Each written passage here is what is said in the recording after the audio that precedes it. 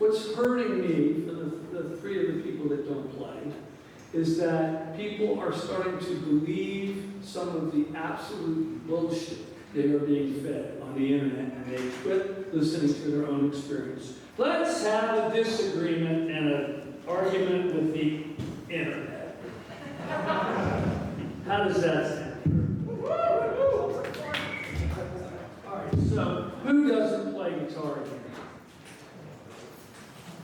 You don't play guitar? You don't play guitar? You don't play guitar.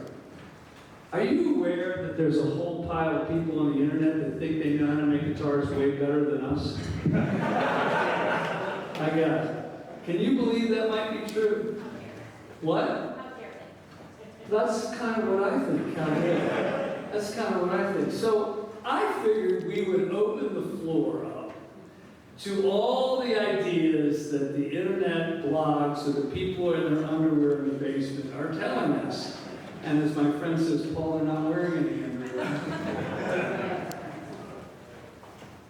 So, does anybody want to take a risk and go for the grand white cookie elephant in the room? I mean, oh shit. What he said was TONEWOOD. So let me explain to you, and to you, and to you, what this argument is. You ready? They think for an instrument maker, the woods that you make it out of make absolutely no difference. What was that sound? Okay, well, it's true. That's what you're bringing it up. Okay. Which means if I make the guitar out of balsa wood, and I put a rubber nut on it and a rubber bridge, and the strings are dead and they're covered in Vaseline, the only thing that makes any difference is the pickup and your new pedal. Is that correct? Great. I quit.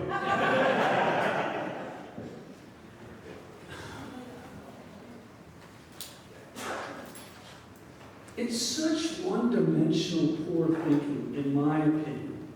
And I want to get it out on the floor before we could go on for an hour and then we would hit it. But you had the courage to bring it up first. Now, let's ask the question. If you were getting a violin made by one of the best makers in Cremona for a violin, would you take his ability away to find the best TONEWOODs for that instrument? No, you wouldn't do it. Would you put Strat saddles on a 1935 D28? Why wouldn't you put Strat saddles on a D28?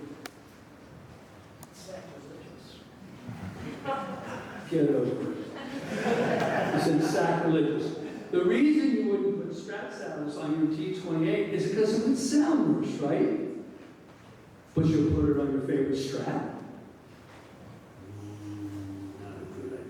We all know that bone saddle on an acoustic guitar sounds better than if you put a metal saddle on, right? Viscerally, we just know that.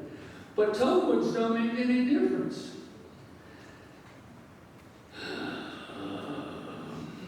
All right. It's fundamentally, it just doesn't sound right to me. Let me explain. If the strings, on a set of strings, you have 6 high strings, you have 6 strings, 3 are unwounded and 3 are wound. And we all know that an old set of wound strings goes dead. But that doesn't, in their minds, that makes no difference in the sound of the guitar, because a dead string would make no difference if the only thing was important was the pickup and the pedal, right? It just doesn't make any sense to me. And this goes on and on and on and on about how it doesn't make any difference. Now, it is true that the reason Leo Fender used alder wood on some of these old Strats and these old Tellys is because it was 30 cents a board foot and it was the cheapest wood he could buy. That is true. It is also true that Swamp Ash, those pieces that grow under the water, weigh half as much as the pieces that grow out of the water. So you'll get a board, half of it grew out of the water, it weighs like a brick, and the half that was underneath the water drained out of it is very lightweight. And so you would literally cut the tree in half and throw half of it away and make the other one into a big guitar, and that was not a really good idea for him. That I can agree with. But I just have no no real fundamental understanding that you take all the gems that TONEWOODs can bring to guitar making and throw it away because it means nothing, it doesn't make any difference. It just doesn't make any sense to me. This is my guitar. You don't play guitar, right? I'm going to pluck the string, and I want you to just touch the end of the guitar and tell everybody what you experience, okay? Now, I'm not going to hurt you.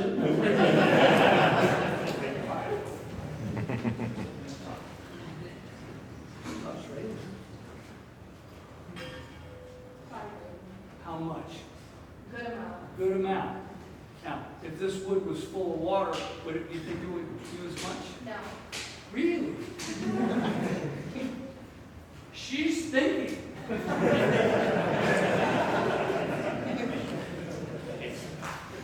If I'm doing a clinic with three or four acoustic guitars, the person who never played guitar is a much better judge of how it sounds than everybody who plays guitar. Because everybody who plays guitars thinking from their calcified, god-awful rose-colored glasses, and the person who never played is actually listening. What I'm begging is that people actually listen to what they're hearing instead of having a view already ahead of time.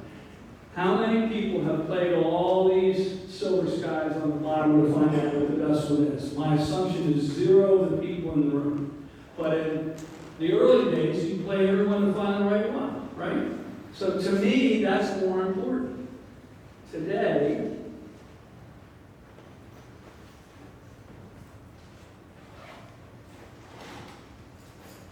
we did, oh, yeah, you know what I got in my hand. We did a shootout with the number 5 clone. We did a shootout with Stevie Ray Vaughan's original, what was that title? Huh? Yeah, right, the real one, right, from his rig, right? And the same pedal David Gilmour used for all this shit. And I'm sorry, this one. And I bought it, and it was sitting in the case and nobody else tried it. Have you heard this thing yet? It's stupid good, right? It's mine, you can't have it.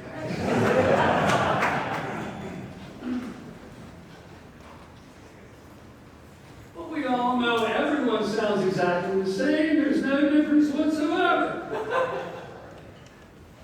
What's hurting me for the 3 of the people that don't play is that people are starting to believe some of the absolute bullshit that are being fed on the internet, and they quit listening to their own experience.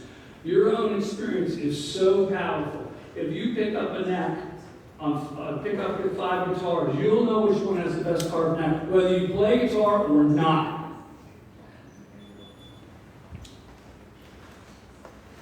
Wrap your hand around this neck and tell me either it's comfortable or it's not.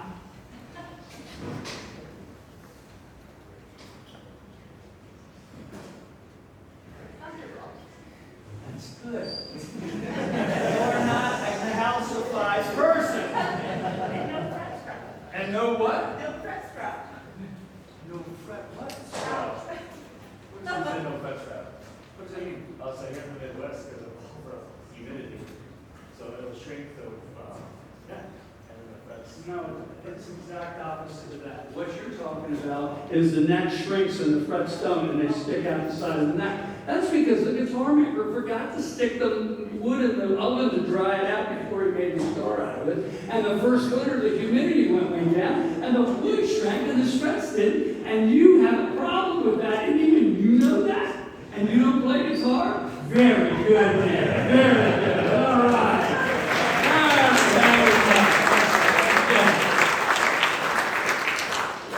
Do you play guitar in the back? What do you think of this? I think he's having a good time. You think your gear slut is having a good time. So I'll be on eBay looking for old gear, you know, and my wife says, "Are you slutty?" So basically, this is the deal. Some of these old instruments have a promise that they're magical. And for the most part, it's not true. Most old amps are broken, most old microphones are broken, most old guitars are broken, but once in a while, it is not broken. And they were made by people that absolutely knew what they were doing, and they're magical pieces of gear. They handed me a guitar in here today that I thought was an imitation reissue. And I went, wait, this is a really good guitar, which confused me. Turns out it was an original 64 Stratus that red went up on the wall over there. I thought it was a reissue one. And it felt like a real one to me, because guess what it was, right? So you support his habit? Is that how this works? Good for you. You look proud of that. I used to have women come into my shop and they were so mad at me. How dare you, Paul? I said, what's wrong with you? He loves the guitar more than me. And I thought to myself, I guess I did my job. I don't know. You know, what the hell? So, I am getting of the place where it's a little frightening, not in terms of being scared, but this is it. One time, you've ever heard of a guy named Nate Westgore at Willie's American Guitars? You ever hear this guy? Does anybody hear of Willie's American Guitars? Don't even know who I'm talking about. You know who I'm talking about? St. Paul, yeah. He goes, I used to be an expert. I used to talk to somebody for half an hour about the history of their guitar and how much, you know, all the things about it and all the things I knew. And now what they say to me at the end of my half an hour spiel is, that's nice, I'll research it on the internet tonight. Which means I'm no longer an expert. By definition, an expert is somebody in a very complicated area that solves very complicated problems over and over and over and over again. And he was no longer an expert. And I feel like my expertise is being yanked away from me because we'll just listen to the people that don't know what they're talking about on the internet. Now, one of the people in my family got very, very sick with cancer. And Hopkins said, whatever you do, don't read about it on the internet because they're 8 to 10 months behind and they get their facts wrong. And it was life-saving advice because we found somebody that knew what they were doing and saved my life's life. And for me, this is a destination store full of experts. This is a destination store where you can trust what somebody's telling you. Now, some people have their minds made up, that's all well and good, but we've been talking all day long with all the salespeople in here about how to gently let people know what their expertise is. And experientially, that's the way to do it. If you go and buy a guitar the way people buy shoes, bring me 7 pairs and get away from me, I'll tell you which one I like. That is the best way to buy a guitar, in my mind. Same thing with pedals. Don't believe everything you read on the internet. Go try all the chorus pedals if you're looking for a pedal. That's their job, to bring them into the room and let you try them all. I don't care if you're a pain in the ass, but if you find one you love, buy it. How many people in this room have had a guitar they loved and they sold? How many people in this room saw a guitar they loved and didn't have the courage to buy it? It's just as bad. It's just awful. The best Martin guitar I ever heard in my life, I found at the Dallas Guitar Show, was an employee guitar. And I went, this is the best Martin I've ever heard. And I went to Mark Pollock and I said, I should buy it. He says, no, the employee guitars aren't worth any money, you don't want to get it, da, da, da, da. And I got talked out of it. I regretted the day ever since. Because it was a D28 that sounded as good as I'd ever heard. I think it had an incredibly thin top. It was ringing like a bell, and I made a mistake. Whatever you do, if you find something magic, just do it. Get over it. Get it over with. Be her mate. Are you going to help him buy another guitar? You are. God, why are all of them? That's really good. What about him? Is it, yeah, are you going to help him ruin his life?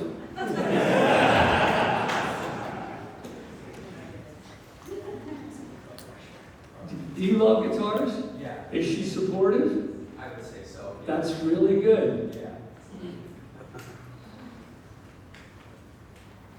What about him? He does a good job running his own line. He doesn't. Oh, should I repeat that for everybody? No, we'll leave that one alone. All right.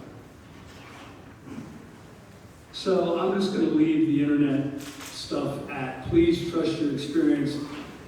Use it as a place of advice and a place of looking after things in terms of your beginning of your knowledge, but this is a place where you can listen to each of the pieces on your own and get an idea. That red guitar is a 64 Strat. It's a real one. If you're looking to buy a guitar, try that one first and then try all the other ones.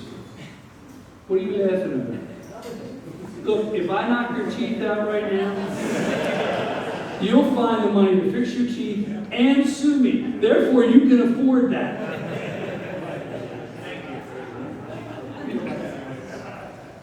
It's always about desire and willingness for me, anyway. I was taught not to use money as an excuse. It's one of the hardest lessons I've ever learned in my entire life. And it makes me swallow hard sometimes, but you know, I have a rule that I don't have gear that I don't use. So I'm not a collector. I only have stuff that does the job for me. And if I find something, I try not to walk away because I always regret it. So. All right. We're going to do something very interesting. Is the thing? Okay. Alex, come here. Come on. We're going to do something we've never, ever, ever done at the clinic, ever. This is Alex. Say hi, Alex. Hi. All right. We are going to have a guitar song contest. Oh, you're laughing. You are on the spot, baby. Yes, yeah, you're on the spot. So, I'm going to start, and then each one of us tries to up the ante a little bit. Is that fair? Don't announce losing. You know how to play close to Dover. We might lose. Huh? What, you're going to start with that and then we just give up?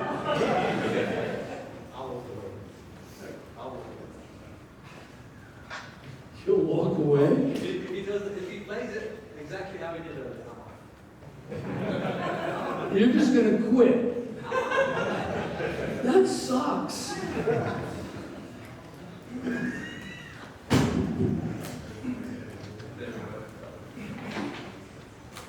All right, this is the Dutch chair.